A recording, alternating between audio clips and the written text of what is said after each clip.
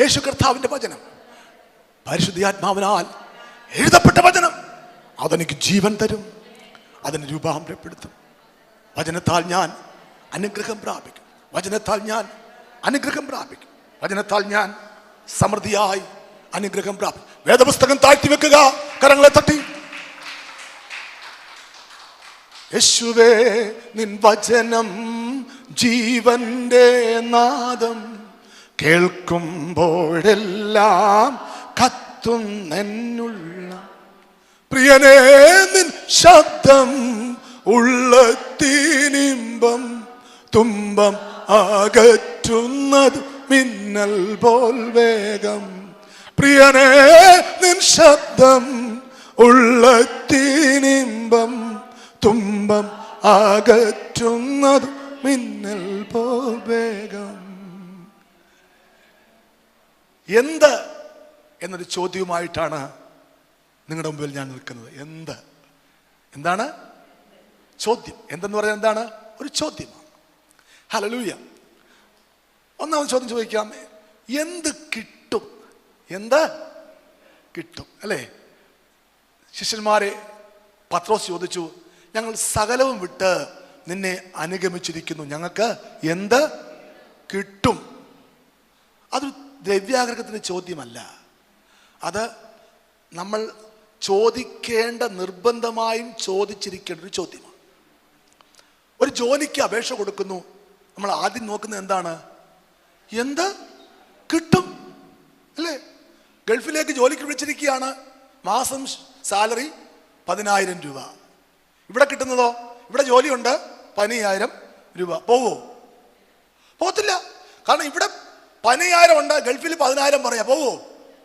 തിരിച്ച് അവർ പറയാണ് മാസം 50,000 രൂപ, ടിക്കറ്റും വിസയും ഫ്രീ, അക്കോമഡേഷൻ ഫ്രീ. എത്രയും പെട്ടെന്ന് പോകാൻ താല്പര്യപ്പെടും അല്ലേ? കാര്യം എന്താണ്? എന്ത് കിട്ടും എന്ന ചോദ്യത്തിന് മറുപടി കിട്ടി. അതുപോലെ വിശ്വാസ ജീവിതത്തിലും നാം ബോധ്യപ്പെടേണ്ട കാര്യമാണ് നമുക്ക് എന്ത് കിട്ടും. ഒരിക്കലും ദ്രവ്യാഗ്രഹമല്ല, സ്വാർത്ഥതയല്ല. അത് ദൈവവും ഇഷ്ടപ്പെട്ട കാര്യമാണ്. ഇഷ്ടപ്പെട്ടത് കൊണ്ടാണ് എന്ത് കിട്ടും എന്നതിന് മറുപടി യേശു പറഞ്ഞു കൊടുത്തു. നിങ്ങൾ ന്യായം വിധിക്കും, 12 ഗോത്രങ്ങളെയും ന്യായം വിധിക്കും എന്ന് ഉള്ള മറുപടി കൊടുത്തു. അല്ലെങ്കിൽ എന്ത് പറഞ്ഞേനെ? കൊള്ളാലോടാ, ഇങ്ങോട്ട് വന്നതേ ഉള്ളൂ, എന്തോ കിട്ടും. ചെവിയിലെ മണ്ണ് പോയിട്ടില്ല. എന്താ അർത്ഥം എന്ന് പറഞ്ഞാല് ഞങ്ങള് പോലീസിന്റെ ഭാഷയാണത്. ഈ ട്രെയിനിങ്ങില് ഈ മണ്ണിലിട്ട് ഉരുട്ടും. ട്രെയിനിങ് ഭയങ്കരമാണ് പോലീസില്. എന്താണ്? ഓട്ടം, ചാട്ടം, ബഹളം, തോക്കെടുത്തോണ്ട് ഓട്ടം, പണിഷ്മെന്റ്, തറയക്കെടുത്തി ഉരുട്ടും. അപ്പൊ ചെവിയിലൊക്കെ എന്ത് പറ്റും? മണ്ണ് പറ്റും. ഈ മണ്ണ് പറ്റി ട്രെയിനിങ് കഴിയുമ്പോഴത്തേക്ക് ചിലർക്ക് എന്ത് ചെയ്യണം? ഉടനെ എവിടെ കയറണം? ഓഫീസിൽ കയറണം. അല്ലെങ്കിൽ എന്താ ഇന്ന ഡ്യൂട്ടി വേണം. അപ്പോഴത്തേക്ക് അവിടുത്തെ SI പറയും, അല്ലെങ്കിൽ അവിടുത്തെ ഓഫീസർ പറയും, എടാ ചെവിയില് മണ്ണ് പോയില്ലല്ലോ എന്ന് പറഞ്ഞാൽ അധികം കാലമൊന്നും ആയില്ലല്ലോ എന്ന് പറയും പോലെ ഒരു മറുപടി അല്ല യേശു കൊടുത്തത് പത്രോസിന്. കൊള്ളാലോടാ, നാറി കിടന്നതാ, മീനും പിടിച്ച് നാറി കിടന്നപ്പോ ഞാൻ എന്ത് ചെയ്തു? എന്നെ വിടുവിച്ചു, മീൻ നാറ്റം പോയില്ലല്ലോടാ എന്ന് പറഞ്ഞോ? ഇല്ല. അപ്പോൾ യേശു ഇഷ്ടപ്പെട്ട കാര്യമാണ് എന്ത് കിട്ടും എന്ന ചോദ്യം. ഞാൻ ചോദിക്കട്ടെ, ക്രിസ്തീയ ജീവിതത്തിൽ നിന്റെ ഭാവിയെക്കുറിച്ച് നീ ബോധ്യപ്പെട്ടോ? നിനക്ക് എന്തോ കിട്ടുമെന്ന് നീ ബോധ്യപ്പെട്ടോ? ദൈവം എന്ത് തരുമെന്ന് നീ ബോധ്യപ്പെട്ടോ? ബോധ്യപ്പെട്ടില്ലെങ്കിൽ കൂടെ കൂടെ ചോദിക്കണം, വചനത്തോട് ചോദിക്കണം. എന്താണ് എൻ്റെ ആനുകൂല്യം? എന്താണ് എനിക്ക് ലഭിക്കാൻ പോകുന്നത്? എന്താണ് ഒരു ദൈവജന നിലയിൽ എനിക്ക് അർഹതപ്പെട്ട കാര്യങ്ങൾ എന്താണ്? ഇത് ചോദിച്ചറിഞ്ഞു വേണം വിശ്വാസ ജീവിതത്തിൽ മുന്നോട്ട് പോകാൻ. അല്ലെങ്കിൽ നിരാശപ്പെടേണ്ടി വരും.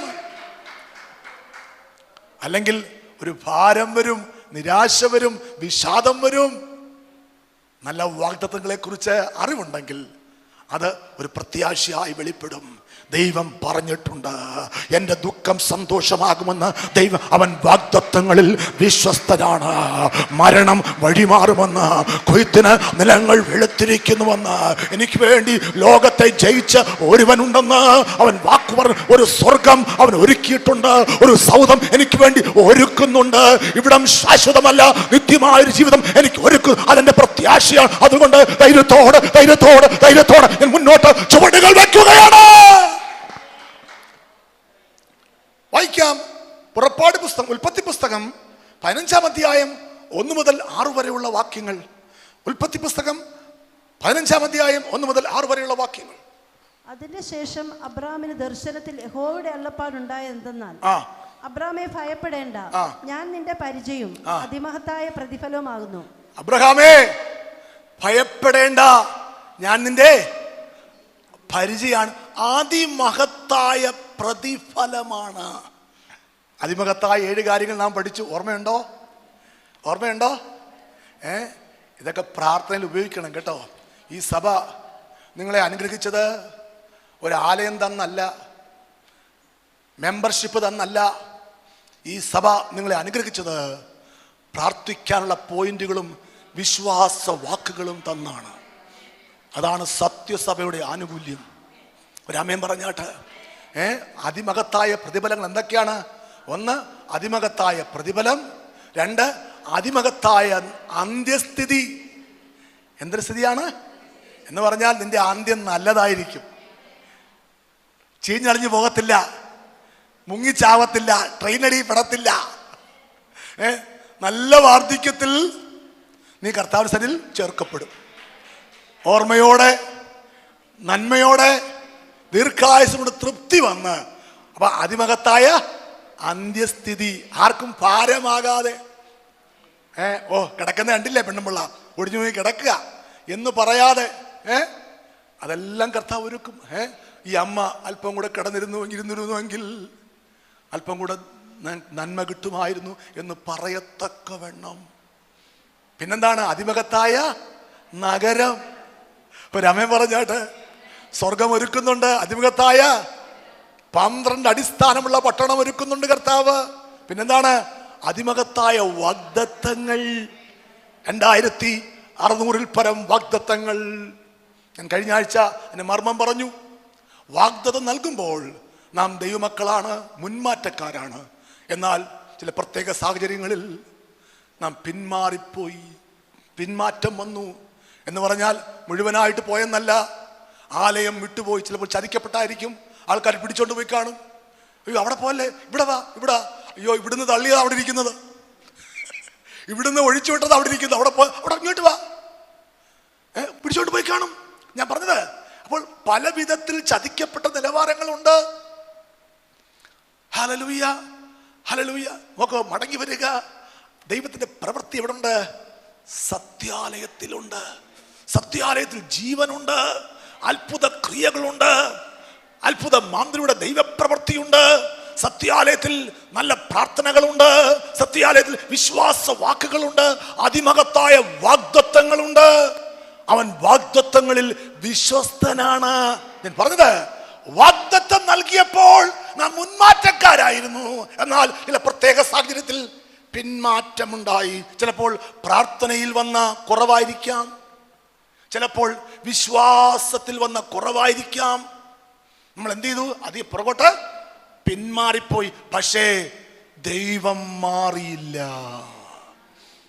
അവൻ വാക്കു പറഞ്ഞത് അവൻ തന്നു. അപ്പോഴാണ് നമ്മൾ പറയുന്നത്, ഞാൻ പള്ളിയിൽ പോയില്ല, എനിക്ക് കിട്ടിയല്ലോ അനുഗ്രഹം. എടാ, അത് ദൈവം വാഗ്ദത്തങ്ങളിൽ വിശ്വസ്തനായതുകൊണ്ടാ. അതുകൊണ്ട് ദൈവത്തെ പരീക്ഷിക്കരുത്. വേഗത്തിൽ മടങ്ങി വാ, സത്യാലയത്തിലേക്ക് മടങ്ങി വാ. ഇനിയും ഒരുപാട് കാര്യം ദൈവത്തിന് ചെയ്യുവാനുണ്ട്. ഒരാമേൻ പറഞ്ഞാട്ട്, ഒന്നല്ല, രണ്ടല്ല, മൂന്നല്ല, ഒരുപാട് കാര്യങ്ങൾ ദൈവത്തിന് ചെയ്യുവാനുണ്ട്. വിശ്വസിക്കുന്നവർക്കായി ഞാൻ ദൈവത്തെ സ്തുതിക്കട്ടെ. അവൻ വാഗ്ദത്തങ്ങളിൽ, അതിമഹത്തായ വാഗ്ദത്തങ്ങൾ. പിന്നെന്താണ്? അതിമഹത്തായ ദൈവകൃപ. ആ ദൈവകൃപ എന്ന് പറഞ്ഞാൽ നമ്മളെ പ്രാർത്ഥനയ്ക്ക് സജ്ജമാക്കുന്ന കൃപയാണ്, ആലയത്തിൽ കൊണ്ടുവരുന്ന കൃപയാണ്, രാത്രി പ്രാർത്ഥനയ്ക്ക് മുട്ടുമടക്കിക്കുന്ന കൃപയാണ്. അത് അതിമഹത്തായ ദൈവകൃപയാണ്. തീർന്നില്ല, അതിമഹത്തായ പരിവാരങ്ങൾ. എന്താ പരിവാരം എന്ന് പറഞ്ഞാൽ? സഹായിക്കാനുള്ള ആൾക്കാർ. അതിമഹത്തായ, പലപ്പോഴും എനിക്ക് പല പ്രാവശ്യം അത് ബോധ്യപ്പെട്ടിട്ടുണ്ട്.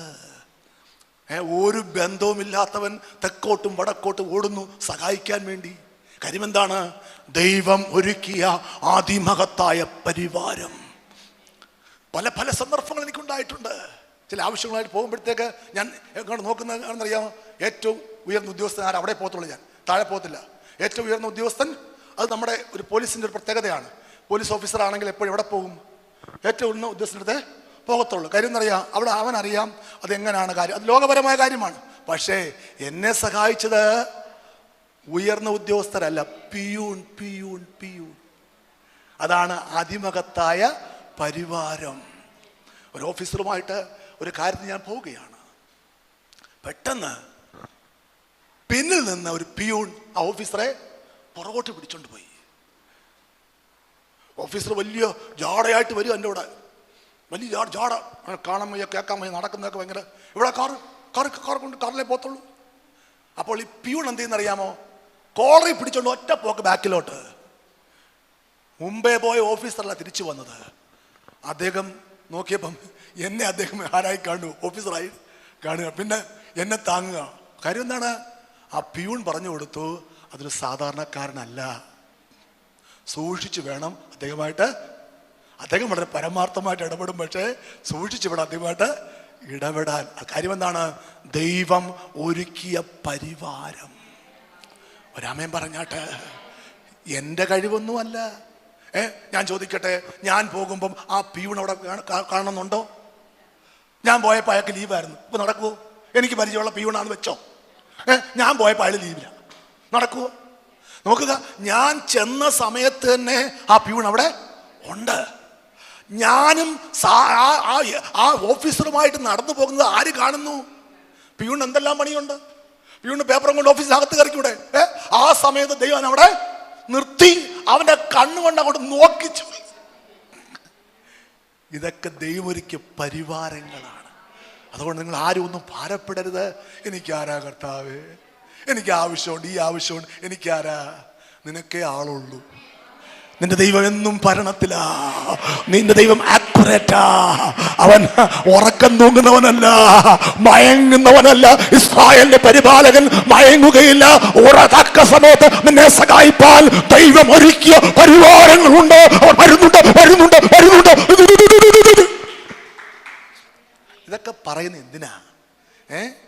നീ ഒരു സ്ഥാപനത്തിലേക്ക് പോകുമ്പോൾ നീ ഒന്ന് പ്രാർത്ഥിക്കുക, കർത്താവേ, നീ ഒരുക്കിയ പരിവാരത്തെ ഞാൻ കാണട്ടെ. എൻ്റെ സഹായത്തിനായി അങ്ങൊരുക്കിയ പരിവാരത്തെ ഞാൻ കാണട്ടെ എന്ന് പ്രാർത്ഥിച്ചു പോ. ദൈവത്തിൻ്റെ വലിയ പ്രവൃത്തി കാണുവാൻ കഴിയും. ഞാൻ പറഞ്ഞത്, ഈ സഭ നിങ്ങളെ അനുഗ്രഹിക്കുന്നത് നല്ല പ്രാർത്ഥനകളും വിശ്വാസ വാക്കുകളും തന്നിട്ടാണ്. നോക്കുക, ദൈവം പറയാണ്, അബ്രഹാമേ, ഞാൻ നിന്റെ അതിമഹത്തായ പ്രതിഫലം.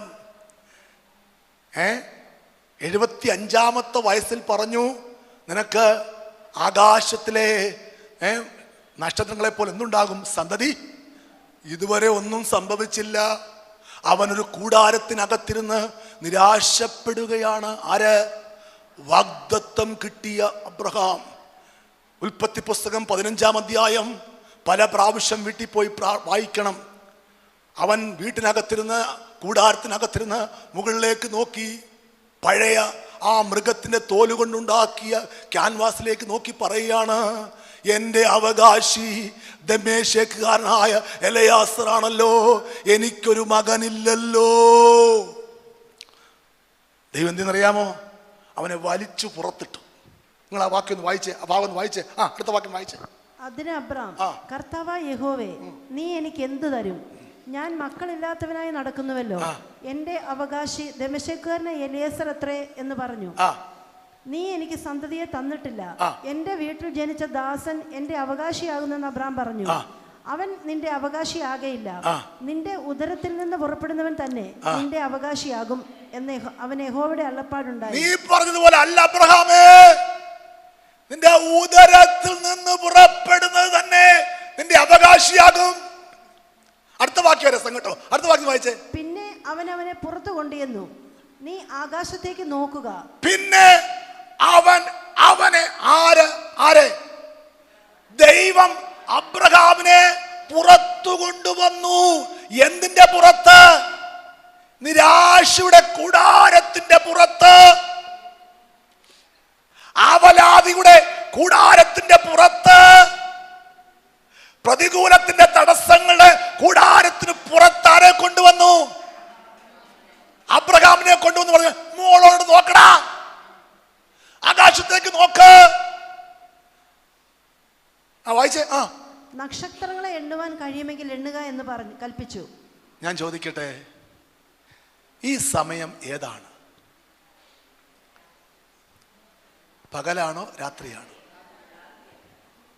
അപ്പോൾ രാത്രിയിൽ പ്രാർത്ഥിക്കുന്ന സ്വഭാവം ആർക്കുണ്ടായിരുന്നു?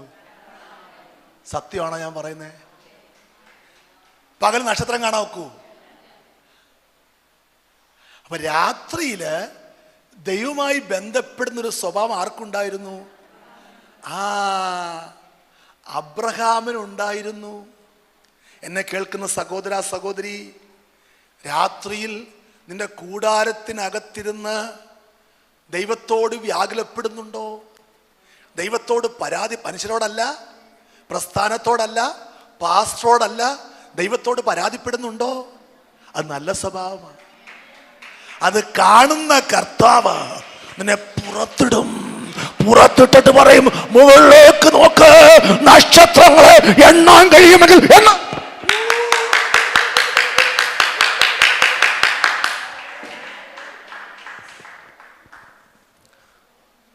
എടാ, പുറത്തു വന്നപ്പോഴാ കാണുന്ന എന്താ? പഴകിക്കീറിയ ക്യാൻവാസ് അല്ല, വിശാലമായ നക്ഷത്രം. ഞാൻ എപ്പോഴും ചിന്തിക്കാറുണ്ട്, ഈ നക്ഷത്രങ്ങളുമായിട്ടാണല്ലോ അനുഗ്രഹത്തെ താരതമ്യം ചെയ്തത്. എടാ, ഉറുമ്പിനെ നോക്കടാ, എത്ര ഉറുമ്പുണ്ടടാ, അതുപോലെ അങ്ങനെ ആക്കുമെന്ന് പറഞ്ഞില്ല. ഏതെങ്കിലും നക്ഷത്രം എവിടെയെങ്കിലും വീണ് കിടക്കുന്ന കണ്ടിട്ടുണ്ടോ? വീട്ടിനടുത്തങ്ങനെ നക്ഷത്രം പൊഴിഞ്ഞു വീണിട്ടുണ്ടോ? നക്ഷത്രം എന്നും അവിടെ ഉണ്ടല്ലേ. എപ്പോൾ നോക്കിയാലും ആകാശത്ത് എന്തുണ്ട്? ചിലപ്പോൾ ചില അന്തരീക്ഷം പ്രതികൂലമാണെങ്കിൽ ഇത് കാണാൻ കഴിയത്തില്ല. അതുപോലെ തന്നെ നമ്മുടെ ജീവിതത്തിൽ എന്തുണ്ട്? ചില സമയങ്ങളിൽ നമ്മുടേതായ നിരാശകളുടെ മൂടൽമഞ്ഞ് കാരണം എന്ത് കാണാൻ കഴിയുന്നില്ല? ദൈവത്തിൻ്റെ കരുതൽ കാണാൻ കഴിയുന്നില്ല. പക്ഷെ എന്തോ ഉണ്ട് അവിടെ? നക്ഷത്രം അവിടെ തന്നെ ഉണ്ട്. ഹല്ലേലൂയ. ചിലപ്പോൾ മേഘം കൊണ്ട് അത് മൂടിക്കിടക്കുകയായിരിക്കാം. ആ മേഘം നിന്റെ കുറവാണ്, ആ മേഘം നിന്റെ പ്രാർത്ഥനയില്ലായ്മയാണ്, ആ മേഘം നിന്റെ അവിശ്വാസമാണ്, ആ മേഘം നിന്റെ നിരാശയാണ്, ആ മേഘം നിന്റെ കുടുസായ ചിന്താഗതികളാണ്. അതിന്ന് പുറത്തു വരുമെങ്കിൽ വിശാലമായ ആകാശത്ത് ദൈവം ഒരിക്കൽ നന്മ കാണുവാൻ കഴിയും. നക്ഷത്രങ്ങളെക്കാൾ അതുപോലെ നിന്റെ സന്തതിയാകും. അതുപോലെ അതുപോലെ അതുപോലെ അതുപോലെ അതുപോലെ അതുപോലെ അതുപോലെ അതുപോലെ. പിന്നെ അവനെ പുറത്തു കൊണ്ടുവന്നു. നോക്കണം മോളോട്ട്, ഇതുപോലെ നിന്റെ സന്തതിയാകും. അങ്ങനെ സംഭവിച്ചോ? പാസ്റ്ററെ, ഞങ്ങൾ വായിക്കുമ്പോൾ കാണുന്നത് ഒരു ഇസഹാക്കിനെയും ഒരു യേശാവിനെ, അല്ല പിന്നെന്താണ് വേറൊരാളുണ്ട് ആദ്യം വന്ന ഇസ്മായേലും ഒരു യേശാവും, അല്ല ഒരു ഇസഹാക്കിനെ കാണുന്നുള്ളൂ. പിന്നെ ആരാ? മക്കളെ, നീയും ഞാനും അബ്രഹാമിന്റെ സന്തതിയാണ്.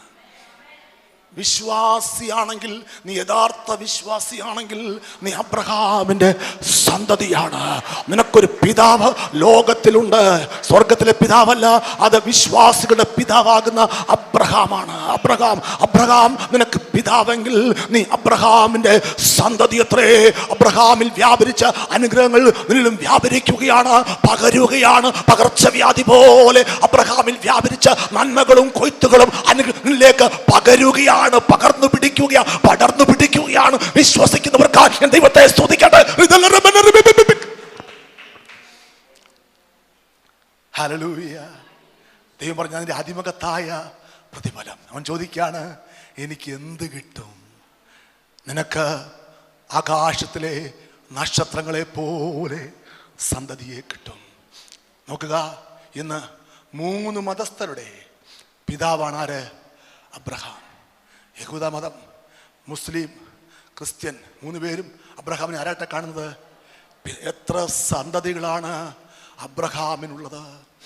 പ്രിയമക്കളെ, ഇതുപോലെ നിന്നെയും മാനിക്കുവാൻ ദൈവത്തിന് പദ്ധതിയുണ്ട്. നീ വിശ്വാസം വലിച്ചു കുടിക്ക്. നീ അബ്രഹാമിൻ്റെ സന്തതിയാക. എന്ത് കിട്ടുമെന്ന് ദൈവത്തോട് ചോദിക്കുക.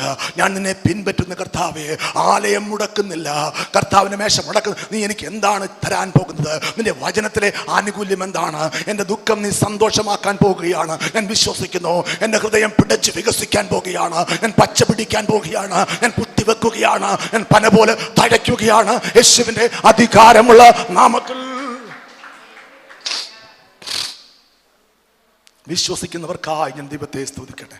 എന്ത് കിട്ടും? നക്ഷത്രങ്ങളെ പോലെ സന്തതിയെ കിട്ടും. മുമ്പോട്ട് പോകാം. ഇത് എന്ത് എന്ന് ചോദിക്കുവാൻ തലമുറയ്ക്ക് അവസരം കിട്ടണം. പുറപ്പാട് പുസ്തകം 13-ാം അധ്യായം 14 മുതൽ 16 വരെയുള്ള വാക്യങ്ങൾ. എന്നാൽ ഇത് എന്ത് എന്ന് നാളെ നിന്റെ മകൻ നിന്നോട് ചോദിക്കുമ്പോൾ, യഹോവ ബലമുള്ള കൈകൊണ്ട് അടിമ വീടായ മിസ്രയീമിൽ നിന്ന് ഞങ്ങളെ പുറപ്പെടുവിച്ചു. ഫറവോൻ കഠിനപ്പെട്ട് ഞങ്ങളെ വിട്ടയക്കാതിരുന്നപ്പോൾ ഒക്കെയും കുന്നുകൾ. നമുക്കറിയാം, പെസഹ കുഞ്ഞാടിനെ അറുക്കണം. പെസഹ പെരുന്നാളിന് എന്ത് ചെയ്യണം? പെസഹ കുഞ്ഞാടിനെ അറുക്കണം. അതെന്താണ്? നിത്യ നിയമമാണ്. അതുപോലെ കർത്താവിന്റെ മേശയും എന്താണ്? നിത്യ നിയമമാണ്. അപ്പോൾ ഇത് കാണുമ്പോൾ മക്കള് ചോദിക്കണം, ഇതെന്തുവാ ഈ പരിപാടി? എല്ലാ വർഷവും ഒരു മാസത്തിൻ്റെ ആദ്യ സമയത്ത് ഇങ്ങനൊരു പരിപാടി ഉണ്ടല്ലോ, ഇതെന്തുവാ? കർത്താവിൻ്റെ മേശയിൽ പങ്കെടുക്കുമ്പോൾ കുഞ്ഞുങ്ങൾ ചോദിക്കണം, എന്തുവാ ആ പാസ്റ്റർ ഒരു ഇച്ചിരി വീഞ്ഞും നക്കി നക്കി പാസ്റ്റർ, പരമ നക്കിയായ ആ പാസ്റ്റർ ഇച്ചിരി വീഞ്ഞും ഇച്ചിരി അപ്പവും തരുന്നു, എന്തിനാമാ? പറയണം, മോനെ അത് മതി, അത് മതി. ആ ഇച്ചിരി അപ്പവും ഇത്തിരി വീഞ്ഞും മതി. അത് ചെയ്യുന്ന കാര്യങ്ങൾ അസാധാരണമാണ്. അസാധാരണം, അസാധാരണം, അസാധാരണം. അങ്ങനെ ചോദിക്കണമെങ്കിൽ കുഞ്ഞുങ്ങളെ എവിടെ കൊണ്ടുവരണം? ഇതൊക്കെ ചോദിക്കണമെങ്കിലേ കുഞ്ഞുങ്ങളെ ആലയത്തിൽ നിർബന്ധിച്ചു കൊണ്ടുവരണം. പ്രിയമക്കളെ, ഞാൻ വീണ്ടും പറയുകയാണ് ആ കാര്യം. നിങ്ങളുടെ കുഞ്ഞുങ്ങളെ നിങ്ങൾ വീട്ടിൽ വിടരുത്, നിർബന്ധിക്കണം. മറ്റൊരു കാര്യം നിർബന്ധിക്കണ്ട, പഠിക്കാൻ നിർബന്ധിക്കണ്ട, ദൈവം അത് ചെയ്യും. കിടന്ന് അടിക്കണ്ട. ചില മാതാപിതാക്കന്മാരാണ് കിടന്ന് അലപ്പറയാ, പടിയിടാ പടിയിടാ പടിയിടാ. കുഞ്ഞിനെ 1 മാർക്ക് കുറഞ്ഞതിന് തല്ലുക, അവനെ മിണ്ടുന്നില്ല. കൊച്ചു 49 മാർക്ക് മേടിച്ചു, പക്ഷെ അടുത്ത വീട്ടിലെ മോള് 50 മാർക്ക് മേടിച്ചു. എന്താടാ 50 മാർക്ക് മേടിച്ചു, നീ 49 അവനെ ഇട്ട് ബേജാറാക്കുകയാ. ഈ 50 മാർക്ക് മേടിച്ചവള് അടുത്ത വർഷം ഇല്ല. അറിയാമോ? ജാതികളായി നടന്ന് ദൈവത്തെ അറിയാതെ 50 മാർക്ക് മേടിച്ചവള് അടുത്ത വർഷം പള്ളിക്കൂടത്തിൽ പോകാൻ ഇല്ല. നിന്നെ പരിപാലിക്കുന്ന ഒരു ദൈവമുണ്ട്. ആവശ്യമില്ലാതെ കുഞ്ഞുങ്ങളെ കിട്ടി വെപ്രാളപ്പെടുത്തരുത്. അവരെ ദൈവകരങ്ങളിലേക്ക് ഏൽപ്പിക്കുക. ദൈവം അവരെ പഠിപ്പിക്കും. പ്രിയമക്കളെ, ഇത് പറയുന്നത് നല്ല പ്രാഗൽഭ്യത്തോടാണ്. ഞാൻ എൻ്റെ കുഞ്ഞുങ്ങളെ അടിച്ചു പഠിപ്പിച്ചിട്ടില്ല, നിർബന്ധിച്ചിട്ടില്ല.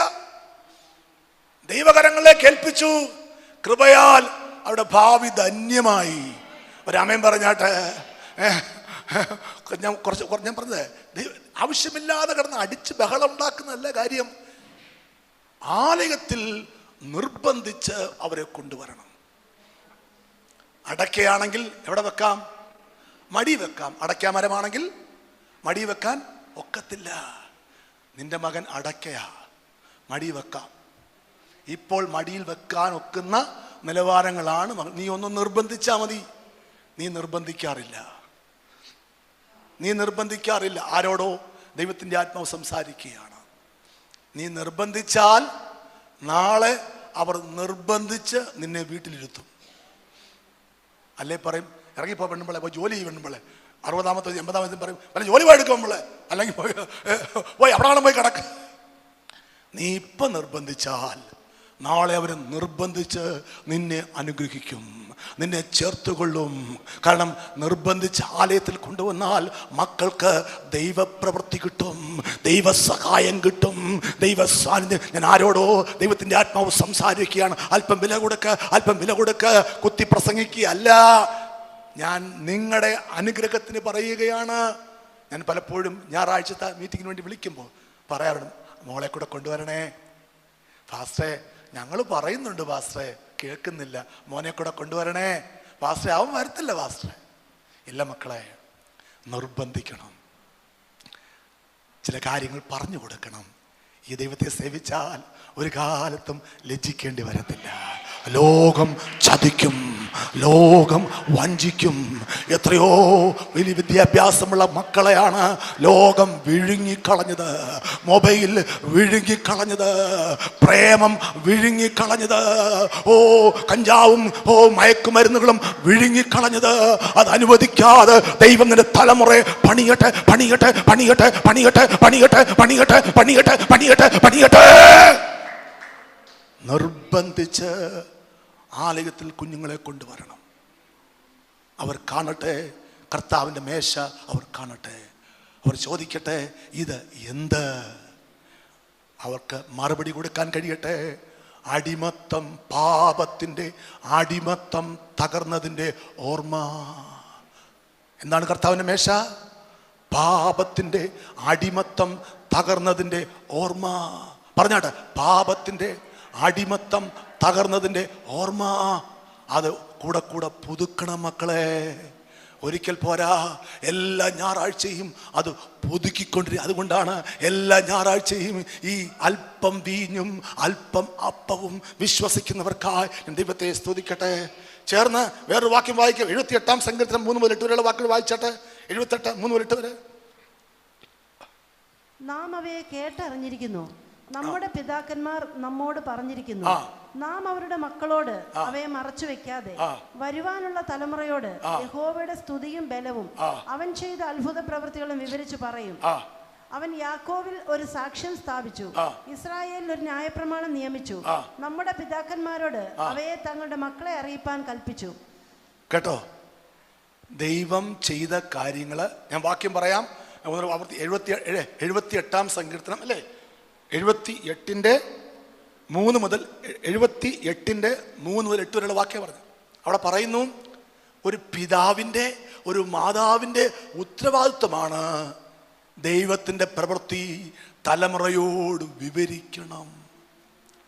പ്രിയമക്കളെ, ഇന്ന് നിങ്ങളുടെ മുമ്പിൽ ഞാൻ നിൽക്കാൻ കാരണം എൻ്റെ വല്യമ്മച്ചി ദൈവപ്രവൃത്തി എന്നോട് വിവരിച്ചതാണ്. എൻ്റെ അമ്മയ്ക്ക് സമയക്കുറവുണ്ടായിരുന്നു. അമ്മ ജോലിക്ക് വേണ്ടി പോകുമ്പോൾ എന്നെ ഏൽപ്പിച്ചത് ആരുടെ കയ്യിലാണ്? വല്യമ്മച്ചിയുടെ കയ്യിലാണ്. വല്യമ്മച്ചിക്ക് നല്ല വിശ്വാസം ഉണ്ടായിരുന്നു, ബോൾഡായിരുന്നു. എൻ്റെ വല്യമ്മച്ചി ഭയങ്കര ബോൾഡായിരുന്നു. അതിന് കാര്യം എന്താണ്? മർത്തോമാ സഭയിലെ ശിശു സേവാ സമിതിയിൽ ചെറിയ പ്രായം മുതൽ അമ്മ അംഗമാകുകയും അങ്ങനെ ശിശുക്കളെ വചനം പഠിപ്പിക്കുന്ന ജോലിയായിരുന്നു ആർക്ക്? മർത്തോമാ സഭയിൽ എൻ്റെ വല്യമ്മച്ചിക്ക്. ആ ഒരു നിലവാരത്തിൽ വിശ്വാസത്തിൻ്റെ കഥകൾ എനിക്ക് ആര് പറഞ്ഞു തന്നു? വല്യമ്മച്ചി. അതെൻ്റെ അകത്ത് വല്ലാത്തൊരു ബലം നൽകി. എന്താണ് പറഞ്ഞത്? ഇസ്രായേൽ മക്കൾക്ക് വേണ്ടി ദൈവം ഒരു കടലിനെ 2ആയി വിഭാഗിച്ചു. തൻ്റെ മക്കൾക്ക് വേണ്ടി ദൈവം യോർദാനെ 2ആയി പിരിച്ചു. തൻ്റെ മക്കൾക്ക് വേണ്ടി വൻമതിലിനെ ദൈവം തകർത്തു. തൻ്റെ മക്കൾക്ക് വേണ്ടി മാറായെ മധുരമാക്കി മാറ്റി. തൻ്റെ മക്കൾക്ക് വേണ്ടി ഫറവോനെയും സൈന്യത്തെയും വെള്ളത്തിൽ തള്ളിയിട്ടു. ഇതൊക്കെ എൻ്റെ അകത്ത് എന്തുണ്ടായി? ഭയങ്കര ഉറപ്പും നിശ്ചയവും. എന്താണ്? ജീവിക്കുന്ന ഒരു ദൈവമുണ്ട്. ആ ദൈവത്തിന് എനിക്ക് വേണ്ടിയും എൻ്റെ മുമ്പിലുള്ള പർവ്വത സമാനമായ മതിലുകളെ തകർക്കുവാൻ കഴിയും. എന്നെ തടയുന്ന വലിയ വെള്ളങ്ങളെ രണ്ടായി പിരിച്ച് എനിക്ക് വേണ്ടി മാത്രമായി വഴി തുറക്കുവാൻ ഇസ്രായേലിന്റെ ദൈവത്തിന് കഴിയും, കഴിയും, കഴിയും, കഴിയും, കഴിയും, കഴിയും, കഴിയും, കഴിയും, കഴിയും. ഇങ്ങനെയൊക്കെ അങ്ങോട്ട് പറയുമ്പം നിന്റെ അകത്തുള്ള അവിശ്വാസമെല്ലാം പമ്പ ഓടിപ്പോവും. പഴയ ലിപിയൊക്കെ വരുന്നു കേട്ടോ. അതൊക്കെ നമുക്ക് വേണ്ട. പമ്പ അടക്കൊന്നും വേണ്ടല്ലേ. പമ്പയായിട്ട് നമുക്ക് ബന്ധമില്ല. എല്ലാം കടലിൽ ചാടി നട്ടുപോകും. നിന്റെ അകത്ത് ഒരു നല്ല ബലം. പ്രിയമക്കളെ, എന്താണ് വചനം പറയുന്നത്? നിങ്ങൾ ഹൃദയത്തിൽ സംശയിക്കാതെ വിശ്വാസമുള്ളവരായാൽ ഈ അത്തിയോട് ചെയ്തത് നിങ്ങളും ചെയ്യും എന്നു മാത്രമല്ല, ഈ മലയോട് നീങ്ങി കടലിൽ ചാടിപ്പോക എന്ന് പറഞ്ഞാൽ അതും സംഭവിക്കും. നിങ്ങൾ വിശ്വസിച്ചുകൊണ്ട് പ്രാർത്ഥനയിൽ എന്ത് യാചിച്ചാലും ലഭിക്കും. പല പ്രാവശ്യം പറഞ്ഞു, കാണാപ്പാഠം പഠിക്കേണ്ട വാക്യമാണ്. മത്തായി 21 മുതലുള്ള വാക്യങ്ങൾ. ഹല്ലേലൂയ. 21, 22 വാക്യങ്ങൾ. ഒരു കാട്ടത്തി വേരോടെ ഉണങ്ങിപ്പോയി. അതാര് കണ്ടു? ദൈവത്തിൽ വിശ്വാസമുള്ള പത്രോസ് കണ്ടു.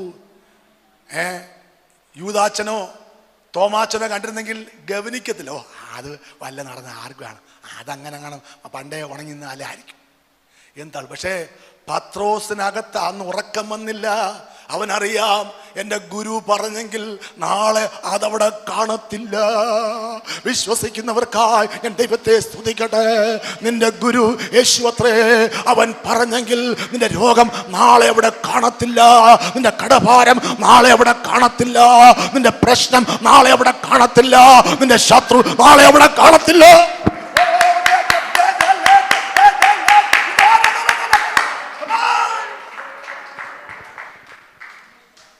പത്രോസ് അന്ന് ഉറങ്ങിയില്ല. 6 മണിക്ക്, 5 മണിക്ക്, 4 മണിക്ക് അവൻ എഴുന്നേറ്റു. അവനോടി എങ്ങോട്ട്? ആത്തിയുടെ കീഴിലേക്ക്. അവൻ ആശ്ചര്യം വന്നു. അത്തി ഉണങ്ങിയെന്നല്ല, അത്തി വേരോടെ ഉണങ്ങിപ്പോയി. ഗുരു, നീ ശപിച്ച അത്തി ഉണങ്ങിപ്പോയല്ലോ. കർത്താവ് പറഞ്ഞു, ഉണങ്ങിപ്പോയ മോനെ? ഉണങ്ങിയോ? ഞാൻ ഉണങ്ങിയോ? ഞാൻ വിചാരിച്ചില്ല കേട്ടോ എന്ന് പറഞ്ഞു കർത്താവ്. കൂളായിട്ട് പറഞ്ഞു, നിങ്ങൾ ഹൃദയത്തിൽ സംശയിക്കാതെ വിശ്വാസമുള്ളവരായാൽ ഈ അത്തിയോട് ചെയ്ത് നിങ്ങളും ചെയ്യും എന്നു മാത്രമല്ല, ആ മല കണ്ടോ? കോടി വർഷം പഴക്കമുള്ള മല കണ്ടോ? ആ മലയോട് നീ കൽപ്പിച്ചാൽ അത് ചാടിക്കടലിൽ പോകും. നിങ്ങൾ വിശ്വസിച്ചുകൊണ്ട് പ്രാർത്ഥനയിൽ എന്ത് ഏറ്റെടുക്ക. നിങ്ങൾ വിശ്വസിച്ചുകൊണ്ട് വിശ്വാസം വർദ്ധിക്കട്ടെ.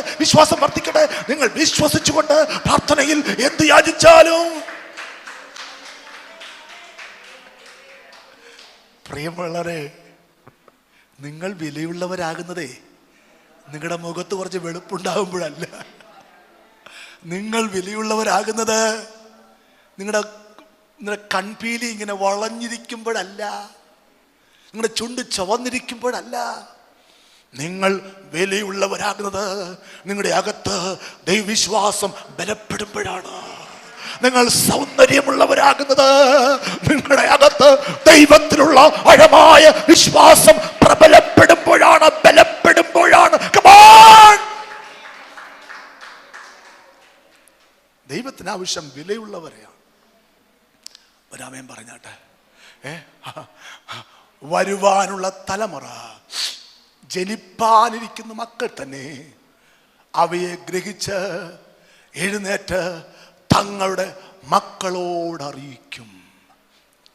ഞാൻ ചോദിക്കാറുണ്ട്, മക്കളെ, ഒരു 150 വർഷം മുമ്പ് പോട്ടെ, ഒരു 250 വർഷം മുമ്പ് ഇവിടെ വല്ല അച്ചടി പ്രസ് ഉണ്ടായിരുന്നോ?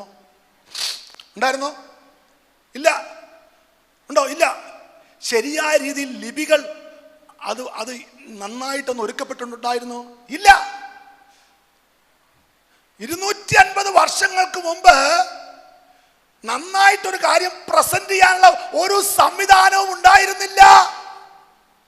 എന്നിട്ടും എന്തേ ഇങ്ങനെയുള്ള കാര്യങ്ങൾ നമുക്ക് കിട്ടി? ഈ വചനപ്രകാരമാണ്.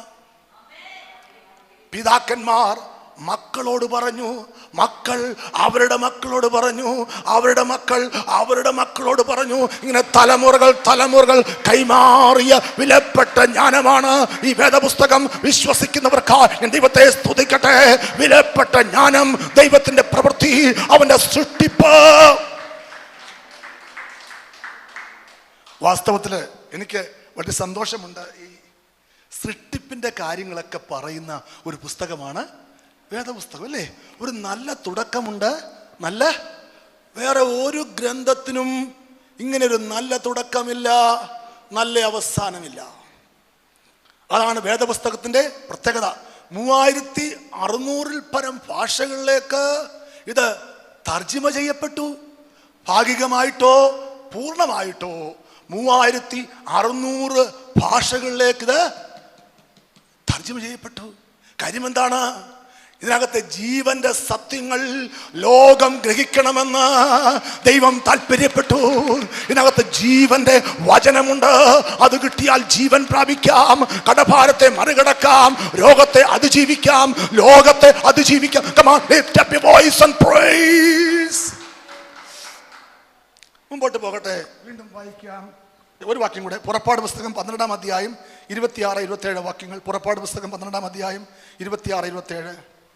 ഈ കർമ്മം എന്തെന്ന് നിങ്ങളുടെ മക്കൾ നിങ്ങളോട് ചോദിക്കുമ്പോൾ മിസ്രൈമ്യരെ ദണ്ഡിപ്പിക്കയിൽ മിസ്രൈമിലിരുന്ന ഇസ്രായേൽ മക്കളുടെ വീടുകളെ ഒഴിഞ്ഞു കടന്ന് നമ്മുടെ വീടുകളെ രക്ഷിച്ച യഹോവയുടെ പെസഹ യാഗമാകുന്നു ഇതെന്ന് നിങ്ങൾ പറയണം. പെസഹയെ കുറിച്ച് മക്കൾ ചോദിക്കുമ്പോൾ പറയണം. എന്താണ്? മിസ്രൈമ്യരെ ദണ്ഡിപ്പിക്കുവാൻ ഇസ്രായേൽ മക്കളുടെ വീടുകളെ ഒഴിഞ്ഞ് കടന്ന് നമ്മുടെ വീട് രക്ഷിച്ച ദൈവത്തിന്റെ പ്രവൃത്തിയെക്കുറിച്ച് നാം ഓർക്കുകയാണ് എന്ന് പറയണം. വീണ്ടും ഈ കല്ല് എന്തെന്ന് തലമുറ ചോദിക്കണം. യോശുവ 4:6-7 വാക്യങ്ങൾ. യോശുവ 4:6-7. യോശുവയുടെ പുസ്തകം 4:6-7 വാക്യങ്ങൾ. ഇത് നിങ്ങളുടെ ഇടയിൽ ഒരു അടയാളമായിരിക്കണം. ഈ കല്ല് എന്തെന്ന് നിങ്ങളുടെ മക്കൾ വരും കാലത്ത് ചോദിക്കുമ്പോൾ യോർദാനിലെ വെള്ളം യഹോവയുടെ നിയമപ്പെട്ടകത്തിന്റെ മുമ്പിൽ 2 പിരിഞ്ഞ നിമിത്തം തന്നെയെന്ന് അവരോട് പറയണം. നോക്കുക, നമുക്കറിയാം നിയമപ്പെട്ടകം കൊണ്ടുപോയ പുരോഹിതന്മാരുടെ പാദം യോർദാനിൽ ചവിട്ടിയപ്പോൾ യോർദാൻ 2 പിരിഞ്ഞു. ഹല്ലേലൂയ.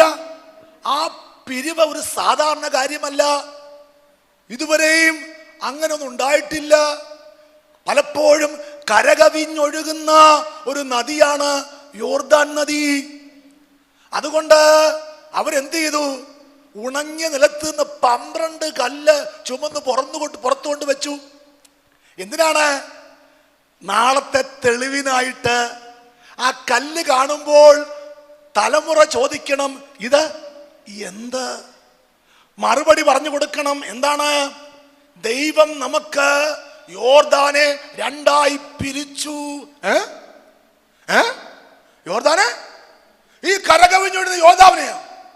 അതേ മക്കളെ, ഇത് കരയിൽ കിടന്ന കല്ലല്ല, ഇത് യോർദാന്റെ നടുവിൽ കിടന്ന കല്ലുകളാണ്.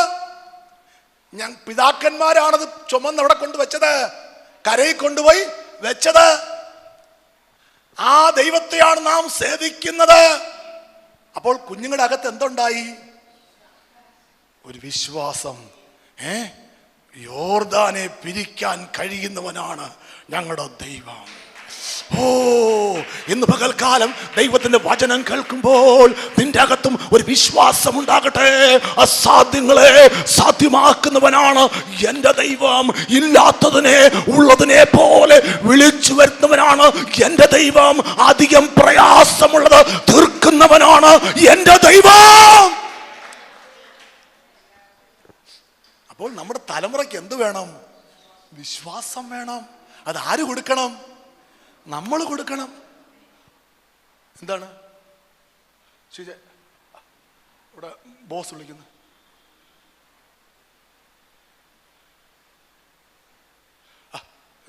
എന്താ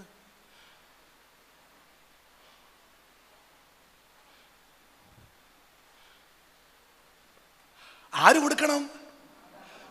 നമ്മുടെ തലമുറയ്ക്ക് ആര് കൊടുക്കണം? നമ്മൾ കൊടുക്കണം. ഒരാമയും പറഞ്ഞാട്ടെ. നമ്മൾ കൊടുക്കാതെ അയലത്ത് വീട്ടിൽ വിഗ്രഹാരാധന കൊടുക്കുമോ? ഇല്ല. ഗവൺമെന്റ് കൊടുക്കുമോ? ഇല്ല. കോടതി കൊടുക്കുമോ? നമ്മൾ കൊടുക്കണം. വിശ്വാസം നമ്മുടെ മക്കൾക്ക്. മുമ്പോട്ട് പോകാം. ന്യായാധിപന്മാർ 6-ാം അധ്യായം 13-14 വാക്യങ്ങൾ കാണുന്നു. ദൈവം കൂടെ ഉണ്ടെങ്കിൽ ഭവിക്കുന്ന കാര്യങ്ങൾ. ഗിദെയോൻ അവനോട്, അയ്യോ യജമാനനെ, യഹോവ നമ്മോട് കൂടെ ഉണ്ടെങ്കിൽ നമുക്ക് ഇതൊക്കെയും ഭവിക്കുന്നത് എന്ത്? യഹോവ നമ്മെ മിസ്രൈമിൽ നിന്ന് കൊണ്ടുവന്നുവെന്ന് നമ്മുടെ പിതാക്കന്മാർ നമ്മോട് അറിയിച്ചിട്ടുള്ള അവന്റെ അത്ഭുതങ്ങളൊക്കെയും. ഞാൻ പറയാം, ഇസ്രായേൽ മക്കൾ ദൈവത്തിന് അനിഷ്ടമായത് ചെയ്തു. എന്താണ് അനിഷ്ടം? വിഗ്രഹാരാധന ദൈവത്തിന് അനിഷ്ടമാണ്. അത് ചെയ്തപ്പോൾ ദൈവം എന്ത് ചെയ്തു? അവരെ മിദ്യാനുടെ കയ്യിൽ ഏൽപ്പിച്ചു. പ്രിയമക്കളെ, അന്നും ഇന്നും അതൊരു പരമാർത്ഥമാണ്. നീ ദൈവത്തിന് അനിഷ്ടമായത് ചെയ്താൽ ദൈവം നിന്നെ രോഗമാകുന്ന മിദ്യാനെ ഏൽപ്പിക്കും. ദൈവത്തിന് അനിഷ്ടമായുള്ളത് ചെയ്താൽ ദൈവം നിന്നെ ആരെ ഏൽപ്പിക്കും? കടഭാരമാകുന്ന, നിന്ദയാകുന്ന, പരിഹാസമാകുന്ന മിദ്യാനെ ഏൽപ്പിക്കും. അത് അനുവദിക്കരുത്. ദൈവത്തിന് അനിഷ്ടമായതൊന്നും ചെയ്യരുത്. നിസ്സാരമായ കൽപ്പനകളാണ് ദൈവം നൽകുന്നത്. അതനുസരിച്ച് ദൈവത്തിൻ്റെ വേലയിൽ മുന്നോട്ട് പോ. ഒരു കാലത്തും അവൻ നിന്നെ കൈവിടത്തില്ല. മനുഷ്യന്റെ വാക്ക് കേട്ട് ദൈവത്തെ വിട്ട് അന്യപ്പെട്ടു പോകരുത്. പ്രസ്ഥാനങ്ങളുടെ വാക്ക് കേട്ട് ദൈവത്തെ വിട്ട് അന്യപ്പെട്ടു പോകരുത്. വിഗ്രഹാരാധനയ്ക്ക് തല വണക്കരുത്. മുഹൂർത്തം നോക്കരുത്. ദൈവത്തെ പരീക്ഷിക്കരുത്. ആലയം മുടക്കരുത്. ദൈവത്തെ ബഹുമാനിക്കണം. ദൈവവേലയിൽ ചുമൽ കൊടുക്കണം. വിശ്വാസം പങ്കുവെക്കണം. മനുഷ്യന്റെ വാക്ക് കേട്ട് വിഗ്രഹങ്ങളിലേക്ക് തിരിയരുത്. ഞാനല്ലാതെ അന്യദൈവങ്ങളെ വണങ്ങരുത്, ഉണ്ടാക്കരുത്. അത് ദൈവത്തിന് അനിഷ്ടമാണ്. ദൈവം നിന്നെ മിദ്യാന്റെ കയ്യിൽ ഏൽപ്പിക്കും. നോക്കുക, ഇസ്രായേൽ മക്കൾ ദൈവത്തിന് അനിഷ്ടമായത് ചെയ്തപ്പോൾ ദൈവം എന്ത് ചെയ്തു? അവരെ മിദ്യാന്റെ കയ്യിൽ ഏൽപ്പിച്ചു. അവർ ദണ്ഡിപ്പിക്കാൻ തുടങ്ങി. എങ്ങനെയാ ദണ്ഡിപ്പിക്കുന്നത്? എന്താ പറയാ, എങ്ങനെ ദണ്ഡിപ്പിക്കുന്നത്? കൊയ്ത്ത് വരുമ്പോൾ, കൊയ്ത്തുകാലം വരെയും നാം എന്ത് ചെയ്യും? ഇങ്ങനെ വളവിട്ട് ഇങ്ങനെ കൊയ്യാറാകുമ്പോൾ ആര് വരും? മിദ്യാനർ വന്ന് കൊയ്തുകൊണ്ട് പോകും. നോക്കുക, നിങ്ങളുടെ വീട്ടിലെ ഒരു പപ്പമരം അല്ലെങ്കിൽ ഒരു ബ്ലാത്തി മരം നന്നായിട്ട് ഇങ്ങനെ പഴുത്ത് വന്നപ്പം അടുത്ത വീട്ടിൽ ചെറുക്കം വന്ന് പിച്ചിക്കൊണ്ട് പോയാൽ ദേഷ്യം തോന്നുവോ? സ്നേഹം തോന്നുവോ? ആകെ ഒന്നേ ഉണ്ടായിരുന്നു, നോക്കിക്കൊണ്ടിരിക്കുക. ഇപ്പൊ പഴുക്ക് അപ്പൊ കാണുന്ന അടുത്ത വീട്ടിൽ ചെറുക്കം വന്ന് പറിച്ചോട് ഒറ്റപ്പ്. ഇതുപോലുള്ള അനുഭവമാണ് ആർക്കുണ്ടായത്? ഇസ്രായേൽ മക്കൾക്ക് ഉണ്ടായത്. അവരുടെ വിളവ് അങ്ങോട്ട് ഫലം കായ്ച്ചു വരുമ്പോൾ ആര് വരും? മിദ്യാന്യം വന്ന് കൊയ്തുകൊണ്ട് പോകും. ഇഷ്ടമായത് ചെയ്തത് കൊണ്ട് ദൈവം ഞങ്ങളുടെ കൂടെ ഇല്ല.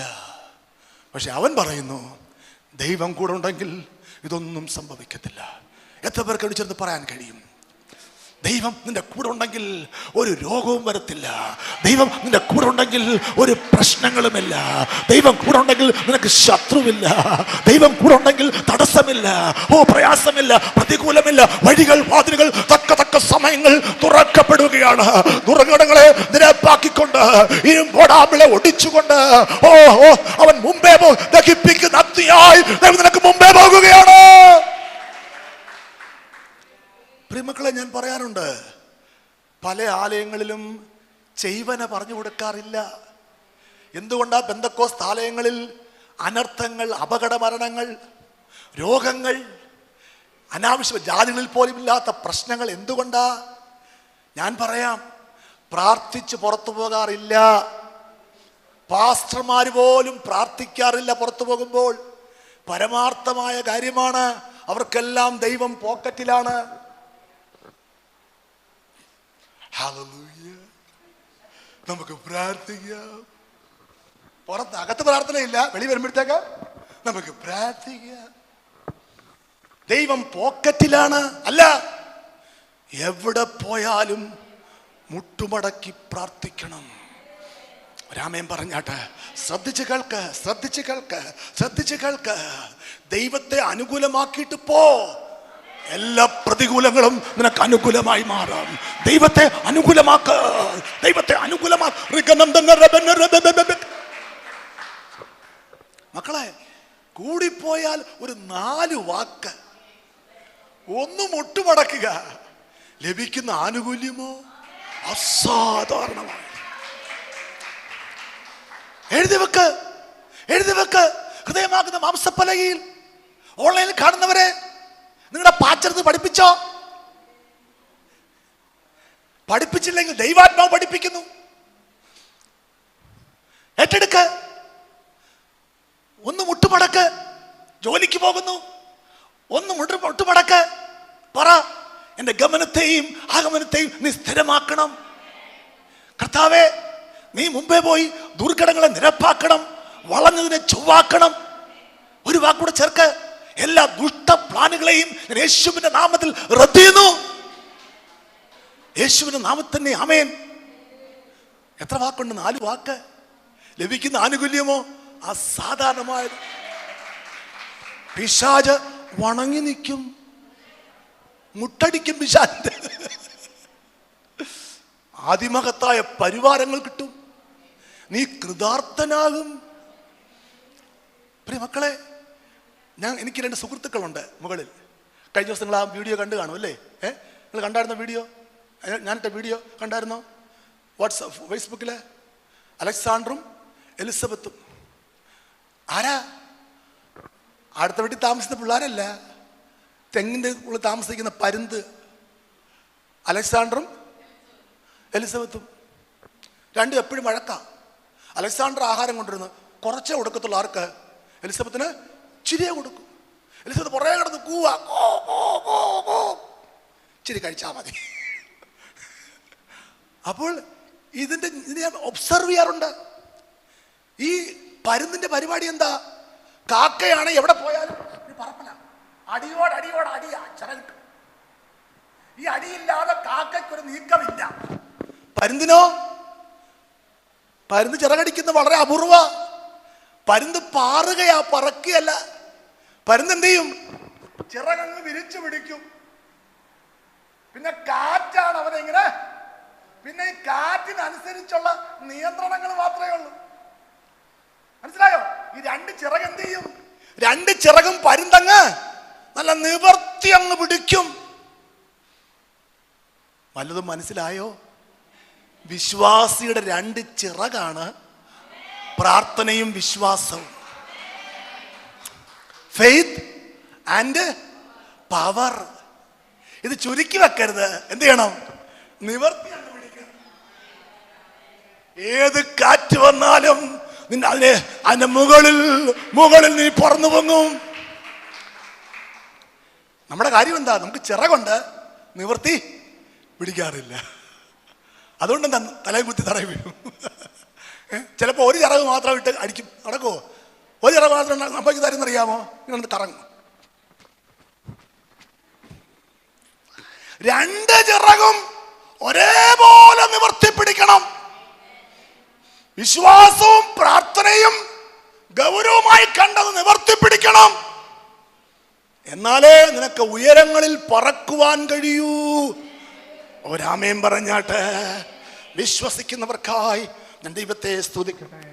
ദൈവം കൂടുണ്ടെങ്കിൽ ഒരു ദോഷവും വരത്തില്ല.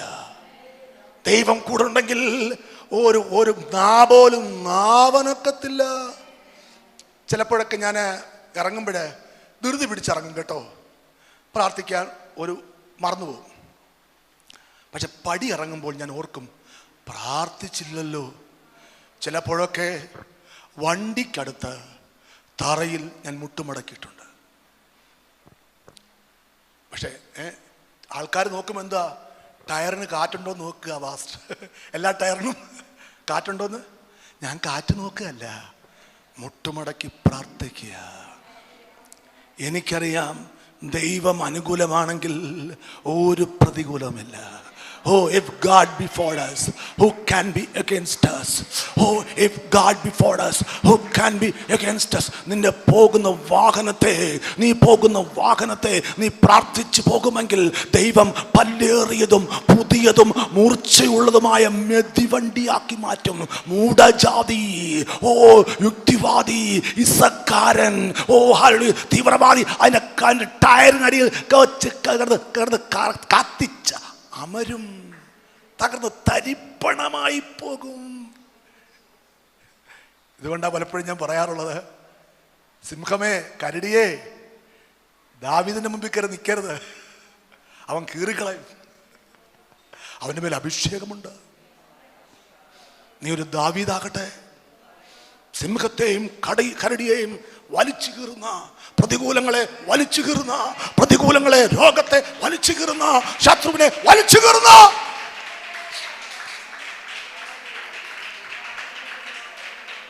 അത് അറിയാവുന്നവരുണ്ട്.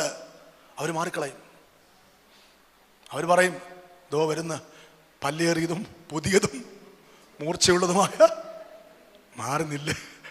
വെട്ടുകൊണ്ട് ചാവുണ്ടെങ്കിൽ കീറുണ്ടെങ്കിൽ മാറുന്നില്ല. അവനറിയാം ഇതൊരു പരമാർത്ഥമാണ്, ഇത് നിന്റെ കാര്യമാണ്. നീ ഒരു ദാവീദാകട്ടെ. നിനക്കൊരു വണ്ടി ലഭിക്കട്ടെ, മാരുതി കാറല്ല, അംബാസഡർ അല്ല, ടൊയോട്ട അല്ല, ഹുണ്ടായി അല്ല. നിനക്ക് വേണ്ടത് പല്ലേറിയതും പുതിയതും മൂർച്ചയുള്ളതുമായ മെതിവണ്ടി, രോഗാത്മാവിനെ ചവിട്ടി തകർത്ത് തരിപ്പണമാക്കുന്ന പല്ലേറിയതും പുതിയതും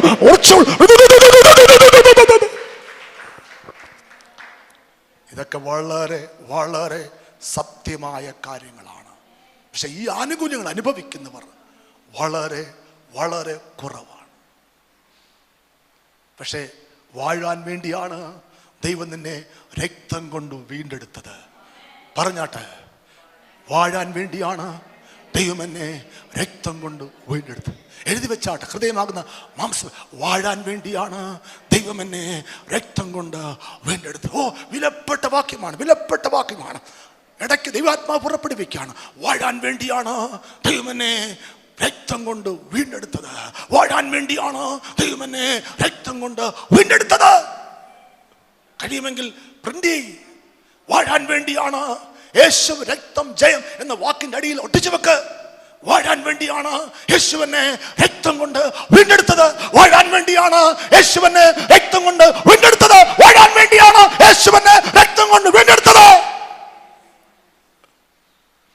വിശ്വസിക്കുന്നവർക്കായി ഞാൻ ദൈവത്തെ സ്തുതിക്കട്ടെ. മുമ്പോട്ട് പോകാം.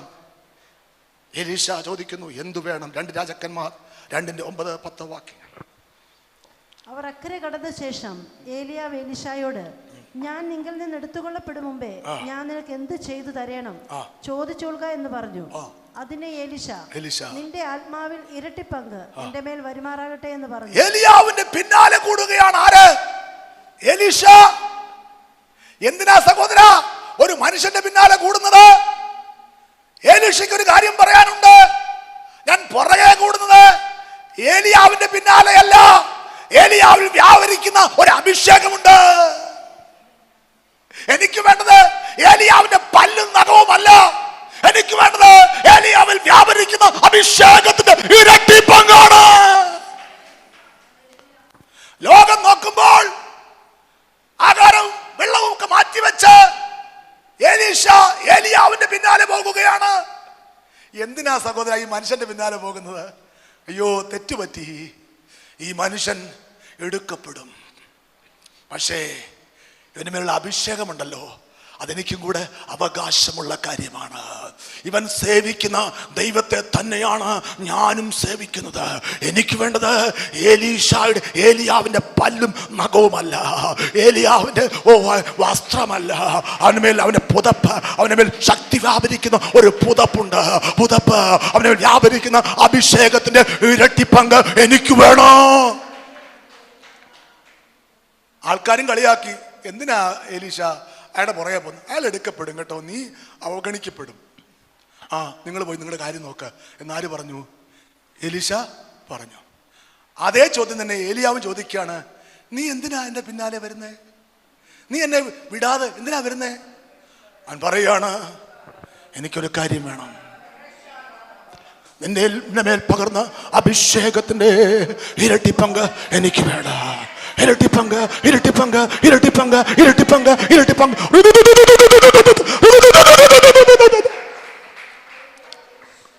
ആള് കൊള്ളാലോടാ, ഒരു പങ്ക് പോരാ. നീ കൊള്ളാം കേട്ടോ, നീ ഒരു കാര്യം ചെയ്യും, സ്ഥലം വിട്, എന്നേക്കാൾ വലിയ ആളാകണ്ട എന്ന് ഏലിയാ പറഞ്ഞോ? പറഞ്ഞില്ല. അവൻ പറഞ്ഞു, ഞാൻ എടുക്കപ്പെടുന്ന നീ കാണുമെങ്കിൽ നിനക്കത് കിട്ടും. അതിൻ്റെ അർത്ഥം എന്നറിയാമോ? നിന്റെ ഈ പ്രവൃത്തി നീ നിർബാധം തുടരുമെങ്കിൽ, അഭിഷേകത്തെ പിന്തുടരുന്ന, അഭിഷേകത്തെ മറ്റെന്തിനേക്കാളും വലുതായിട്ട് ആഗ്രഹിക്കുന്ന നിന്റെ ഈ പ്രവൃത്തിയിൽ നീ തുടർന്ന് മുന്നേറുമെങ്കിൽ നിനക്കത് കിട്ടും. ഇന്നും ദൈവത്തിന്റെ ആത്മാവിന് പറയാനുള്ളത്, നീ വെള്ളിയാഴ്ച വന്നു, ഈ കാഴ്ചപ്പാടിൽ നീ തുടരുമെങ്കിൽ, സ്തുതിക്കുന്ന കാഴ്ചപ്പാടിൽ തുടരുമെങ്കിൽ, അഭിഷേകത്തെ പിന്തുടരുന്ന കാഴ്ചപ്പാടിൽ തുടരുമെങ്കിൽ നിനക്ക് അഭിഷേകത്തിന്റെ ഇരട്ടി പങ്ക്, ഇരട്ടി പങ്ക്, ഇരട്ടി പങ്ക് പകരപ്പെടും.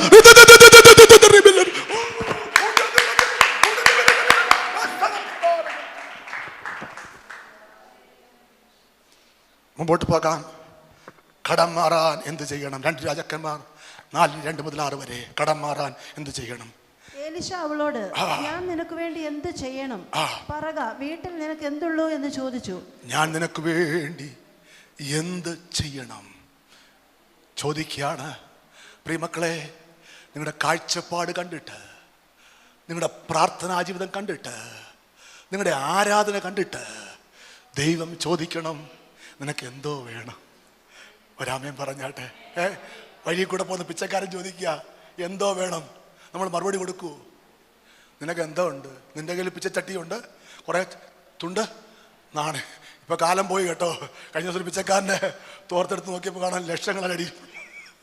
കാലം മാറി. എങ്കിലും പറയുകയാണ്, പിച്ചക്കാരൻ്റെ വാഗ്ദത്തങ്ങൾ നമുക്ക് വേണ്ട. ദൈവം ചോദിക്കണം, നിനക്ക് എന്തു വേണം? ഒരു പ്രസ്ഥാനത്തിന്റെ കാഴ്ചപ്പാടുകൾ വേണ്ട. ദൈവം ചോദിക്കണം, നിനക്ക് എന്തു വേണം? ഹല്ലേലൂയ.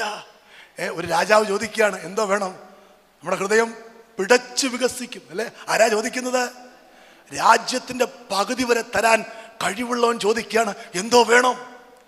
അതുപോലെ ചോദിക്കുകയാണ്, നിനക്ക് എന്ത് വേണം? ഹല്ലേലൂയ.